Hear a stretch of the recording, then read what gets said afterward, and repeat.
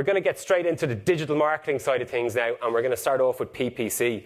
So for most of you, PPC, if it's not your most important source of traffic and conversions, it's your second most important source of traffic and conversions.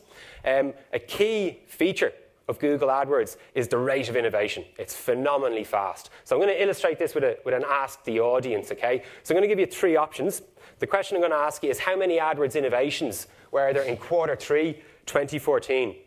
An AdWords innovation means that I can present an ad differently to a user, or perhaps I can target people in an enhanced manner, or maybe I have a new report which helps me better understand how people are interacting with my ads. So I'm going to give you 3 options. Hands up who thinks there's between 1 and 10 innovations in Q3. No one? Okay. Hands up who thinks there's between 10 and 20. Okay, 1 or 2 or 3, a few. And hands up who thinks there's more than 20 innovations. Nearly everybody. Okay, so that's the first 11.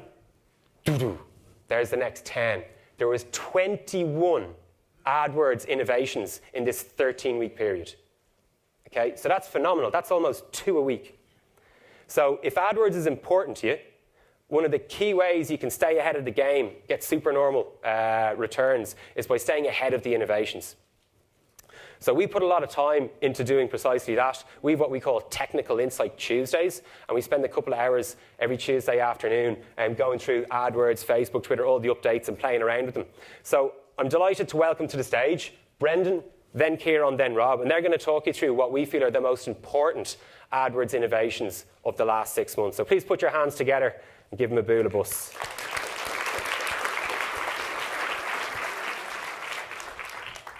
Thanks a million, Alan. Hi, everyone. So, as Alan said, I'm going to talk about some of my favourite Google AdWords innovations of the last couple of months. And the great thing about these innovations is that when we've rolled them out on client accounts, they've had a noticeable improvement on metric performance. And the first one is review extensions. So these are not to be confused with AdWords seller ratings, which I probably talked to you about last time we were here. These are review extensions that allow us to show, just like Comfort Keepers, they allow us to show a review in addition to our paid search ads. So Comfort Keepers have a really good review extension there. And all we need to do is we can use an exact quote or a paraphrase quote. And we just need to make sure that we attribute it to the published source. So in this case, it's the hse.ie. If you have multiple reviews, so this is an example from low.ie, you can split test your review performance. And what we generally found is when we enable review extensions on a paid search campaign, we see upwards of an 80% lift in click-through rate. And that's a great metric improvement because not only are you getting more clicks, but don't forget that click-through rate is a quality score consideration. And if you get an improvement in quality score, you'll get a reduction in your cost per click. So lots of great reasons to enable review extensions. Now, let me just take a step back and have a look at the Google policy on review extensions. And this is what it is. It's a review extension must be an accurate, current, credible, non-duplicative third-party review of the advertiser's business. And it's possible that although everyone out there deserves to have a great review online, not all of you have reviews that you can use online. But that doesn't mean you should be left out because there is a Wolfgang hack. So Googlers, look away now because we've hacked this extension.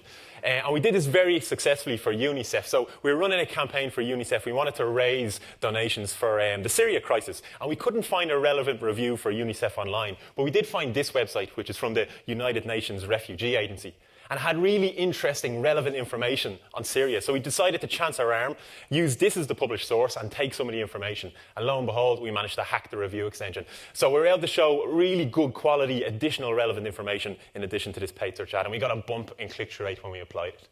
So that's review extensions. My next favorite innovation is something that I've called tracking mobile calls from your website. Google have another name for it that I can never remember. But this is what it essentially allows you to do. And it's great because 32% of mobile searches result in somebody contacting a business on their phone.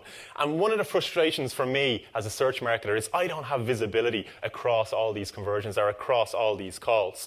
I have visibility across some, and some of you will be familiar with this. This is a click-to-call extension shown on the IACT ad. We can see click-to-call extension conversions.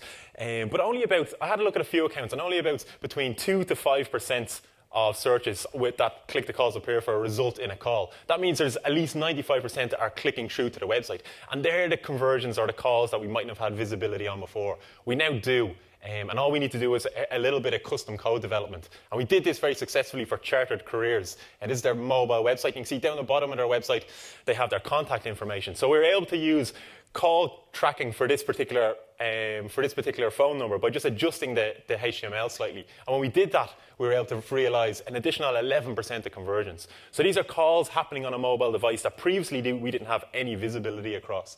And it's really easy to set up. It's a 3-step process. We just need to generate our code in Google AdWords, paste that code onto the page that has the number, and then adjust our code slightly using something called the onClick command. And the onClick command just lets Google AdWords know that when somebody clicks the number on their mobile device, that a conversion has happened. So why is it important? Well, 2 reasons. If you're working to a cost per acquisition or a cost per conversion metric, it'll give you a truer reflection of what that metric actually looks like. But probably most importantly is it allows us to make more intelligent optimization decisions. What I mean by that is we know that search behavior on a mobile device can be very different to that on a desktop or a tablet device. And oftentimes keywords that convert particularly well on mobile don't work so well on desktop. Having visibility across these conversions means that we can make smarter optimization decisions.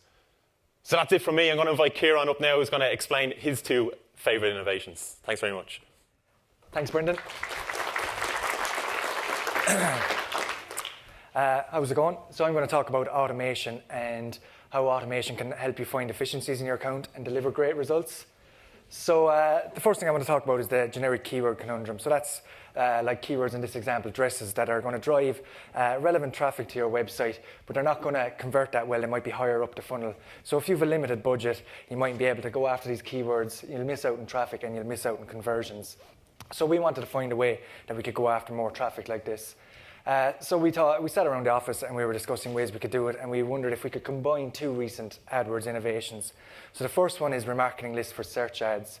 So these are ads that allow you to target people who've previously been on your website when they return to search. And the other innovation we looked at was dynamic search ads. So these allow us to trigger ads for search terms for keywords that we don't have in the account. So we thought about combining these and if we could gain an efficiency. So we actually spoke to Google about this, and they hadn't heard of it happening, and they didn't even know if it could happen. So what we did was we tried it, and it was with Littlewoods Ireland. And Littlewoods Ireland actually had a dynamic campaign running previously, and Ross actually spoke about it last year and told about the great results. So we created a new dynamic campaign and overlaid it with a targeted audience of people who've previously visited the website and set this live anyway. And the results that it delivered, basically, it was a conversion machine. In December, it was second only to brand for conversions. So you can think about how many conversions Littlewood Ireland would have got in December, and this was the second best converting campaign. And then in comparison with the previous DSA campaign, there was actually a 68% increase in conversion rate. So this automation helped us deliver exceptional results for Littlewood Ireland. The second automation I want to talk about is custom ads. So when you have a sale running or a special offer, it's important to have your ad text reflect that special offer, so you create a sense of urgency and compel people to make the purchase. So up until recently, if you had a sale, you kind of had a manual, laborious task of reflecting that sale. But with custom ads, basically Google allow you to insert an end date into your ad, and then every day Google will automatically update your ad. So we did this for Brown Thomas before Christmas. There was a 5-day sale running, so you insert the end date, and basically every day Google updates it. So here it is, 3 days. 2 days, 1 day, and then on the actual day of the event itself, the countdown timer takes the format of an hour, so it counts down from 12 hours, so on and so forth. So what kind of results did we get from this? Well, it didn't actually increase click-through rate, so people weren't more likely to click on the ad, but what it did do was increase conversion rate. So day 1 to 4, when it was counting down by the day, there was a 12% increase in conversion rate. And then on the actual day of the event itself, or the day of the sale, the conversion rate increased by 39%. So you can see that sense of urgency was there with the users. They saw the countdown was coming down by the hour, and they were compelled to buy. So they're my 2 automations. I'm going to hand you over now to Rob, who's going to talk further about apps.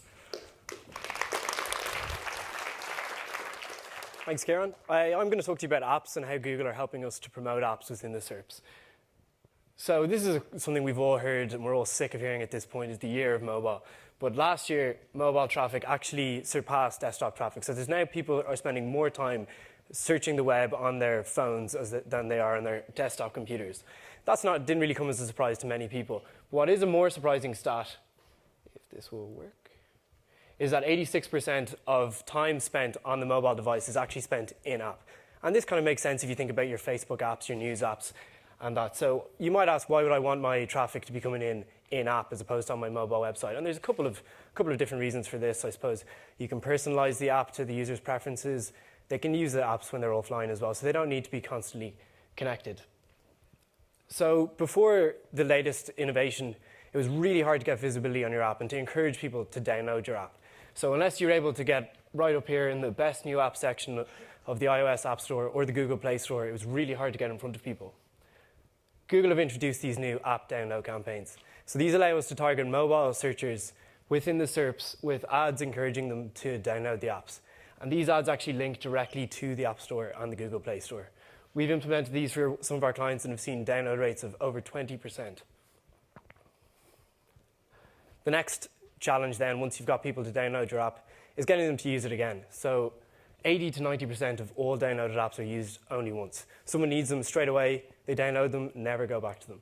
So how do we get people to re-engage with our apps, and how do we get people back in the app?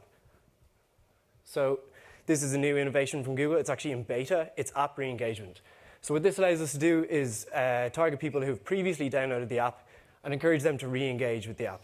So this deep links to the most relevant page of the app. And what's nice about these as well is that you can kind of treat these, the people who've downloaded your apps as a remarketing audience, because you know that they've downloaded your app, they're familiar with your brand, and they've used your app before. So these clicks might be more valuable than just your normal search clicks.